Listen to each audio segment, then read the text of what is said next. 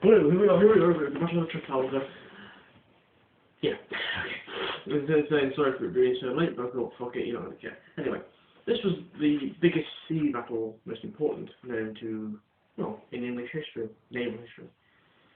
This was around the 1805.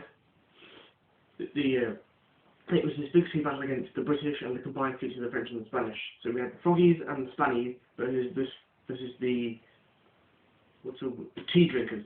There's the best little tongue thing I can come up with. And it was a combined of about 60 ships and 47,000 men, which is, quite a lot. The battle approximately lasted about 5 hours. Well, approximately it was 5 hours.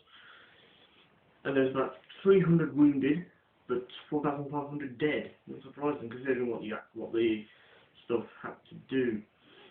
Now, around this, pardon me a second.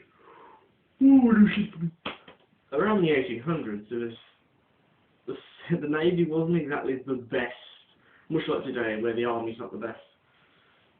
It's where you get treated like bollocks, Very, well, I suppose there is some improvement from today from them, but there's very, very cramped conditions on the ship. There's like hardly any, down deck, below decks, there's hardly any room to move. Particularly if I had a crew of about 8,000, you're thinking, no, it's like being in a tin of sardines, as the expression usually states. There's been many cases that some of them went a bit which can't even blame them really, because being at sea for quite a long time with only men and not seeing one woman, I suppose you would go mad, wouldn't you? Unless you're gay, in which case you'd go mad with hysteria. But I don't think they'd hire. Well, mind you, when they press gang people, which was quite nasty. It's like, let's see. Let's see now. People aren't volunteering to come.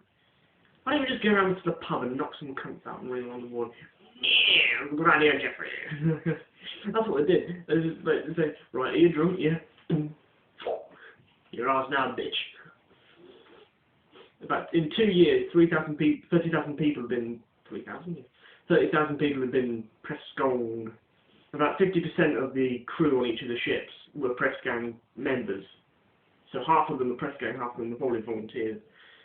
Somehow I don't think so. You probably find it'd be more like 75% maybe. That's what I've seen, but the statistics say it's 50%. They could be wrong. I don't know. I just don't care anyway. Because there's quite a few things that probably would drive you mad. I mean, if you recall being insubordinate or, basically being a very naughty sailor, then you were tied down to this rack, which is it's like a huge waffle, well, it's basically a gigantic wide plank of wood with square holes in it. It's supposed to be the breathable air vents, I think. That's what it's supposed to be called, I think. That's what it's supposed to be used for. And they pull it up, stick it. I'm so tired.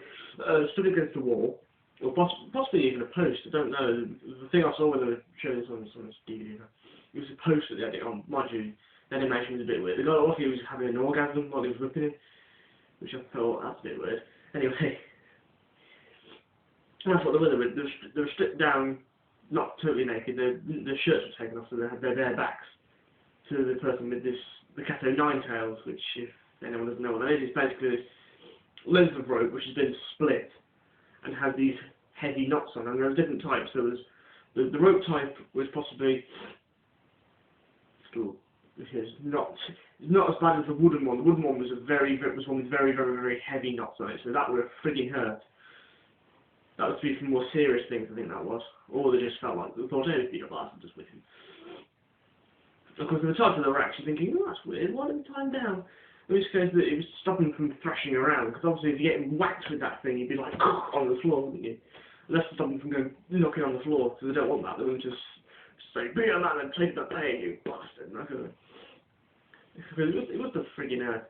Because obviously these hard knots would have, on bare skin, whacked really hard, considering that they were probably able, strong men. Well, it's probably you'll find it would be one of the sailors that actually do the whipping. Not a press gang member, it's probably a big pussy. But it was so powerful it could literally cut your back open. Not like big gash lifting spills out. but it was nice. Well, when I say nice, little deep cuts with plenty of bleeding. Apparently there was a chronicle about someone being whipped, and apparently it whipped so hard that it whipped off even already dried blood. It whipped that off, and more of it was coming out so strongly. It brought loads of skin and congealed blood. That he must have been horrific. I mean, the video, if I could put it on here, but I don't think I could. Well, I probably could, but yeah. And this is a video of them whipping this pig carcass, testing it out. And you could literally see where the cut, because obviously you could literally see where the cuts were. And I said, just imagine that if the pig was alive, or it had some blood things in it, literally everywhere. And of course, this was to scare other people, saying, you see, this is what happens if you be very naughty Popeyes. Well, the seamen were 7 times more likely to go mad than civilians. That's the normal sailors. They're more prone to go mad than press gang people. Well, I suppose press gang people probably go mad as well. There was no real privacy. You had to literally go to the land in front of everyone, which I suppose I wouldn't like myself. Certainly if you felt a bit